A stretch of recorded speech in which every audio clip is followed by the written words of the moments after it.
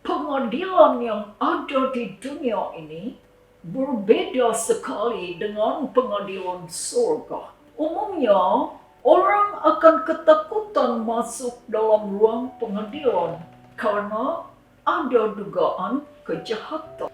Tetapi pengadilan surga itu sangatlah menyenangkan. Adalah berita sukacita, kabar baik, suatu yang ditunggu-tunggu dan diharap-harapkan. Pengadilan surga itu telah berlangsung dari sejak tahun 1844 di Bilik yang Maha Suci, sesuai dengan jadwal kalendernya Tuhan, seperti yang tertulis dalam kitab Nabi Daniel. Si pendosa tidak dihadirkan Tuhan di pengadilan surga itu, karena siapakah yang akan tahan berdiri di hadapan Allah yang Maha Suci?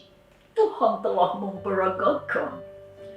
Di bilik suci yang ada di dunia ini saja, tidak seorang pun yang bisa masuk ke bilik yang Maha Suci. Hanya imam besar yang disanggupkan oleh Tuhan bertahan hidup, dan itu pun hanya sekali saja dalam setahun, yaitu pada hari Grafirat, untuk mengadakan upacara pembersihan bait suci. Apakah artinya bait suci dibersihkan? Karena bait suci itu telah dikotori oleh sampah-sampah dosa kita, dosa yang keji dan menjijikkan itu. Itu sebabnya Tuhan sangat membenci dosa. Tapi dosa kita telah bertumpuk mulai dari dosa Adam sampai dosa kita. Dengan adanya catatan dosa di bait suci, sangatlah mengganggu kesucian surga. Jadi harus dibersihkan. Dokumen dosa itu harus dilenyapkan, bahkan dihapus dari ingatan. Itulah sebabnya pengadilan surga itu adalah berita baik.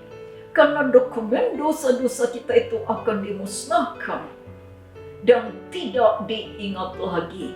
Yang akan diperiksa duluan adalah kasus mereka yang akan selamat masuk surga. Di dalam 1 Petrus pasal 4 ayat 17. Karena sekarang telah tiba saatnya penghakiman dimulai.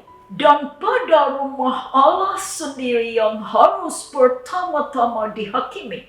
Dan jika penghakiman itu dimulai pada kita, bagaimanakah kesudahannya dengan mereka yang tidak percaya pada Injil Allah? Jadi, orang yang tidak mau diselamatkan dikesampingkan dulu. Nanti orang-orang yang selamat yang akan memeriksa dan mengadili mereka, karena orang yang selamat akan memerintah bersama Tuhan Yesus. Di dalam Wahyu pasal 20 ayat 4, lalu aku melihat tahta-tahta dan orang-orang yang duduk di atasnya. Kepada mereka diserahkan kuasa untuk menghakimi. Aku juga melihat jiwa-jiwa mereka yang telah dipenggal kepalanya karena kesaksian tentang Yesus dan karena firman Allah, yang tidak menyembah binatang itu dan patungnya, dan yang tidak juga menerima tandanya pada dahi dan tangan mereka. Dan mereka hidup kembali dan memerintah sebagai raja bersama-sama dengan Kristus untuk masa 1000 tahun. Kita harus berdoa memohon supaya kasus kita cepat-cepat diperiksa, supaya dokumen dosa-dosa kita dimusnahkan dan dilupakan, sehingga kita bisa bernyanyi, Yesus angkat dosaku dan buangkan dalam laut, buangkan dalam laut, buangkan dalam laut.